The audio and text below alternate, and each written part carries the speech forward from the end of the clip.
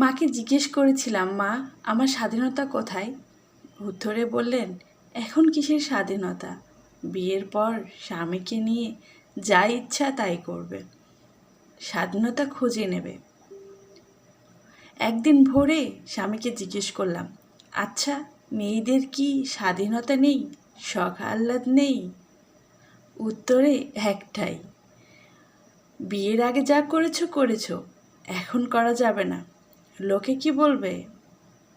ছেলে মেয়েদের মানুষের মতন মানুষ করো, পরে যা ইচ্ছে তা করবে। আজ আমার ছেলের বয়স 20-তে পা দিল। বললাম, আচ্ছা বাছা, মায়েদের স্বাধীনতা কোথায় বলতে পারিস?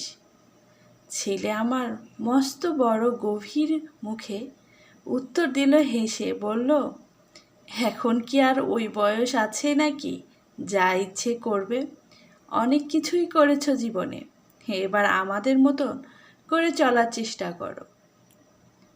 জানেন আপনি, মেয়ে মানুষের স্বাধীনতা হয় না, ঘর হয় না, তারা মানিয়ে নিতে নিতে আর স্বার্থের সবটুকু দিতে মৃত্যুবরণ করে।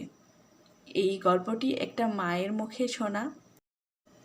গল্পটি আমার কাছে অনেক ভালো লেগেছে এবং বাস্তব সম্পর্কেই একটা।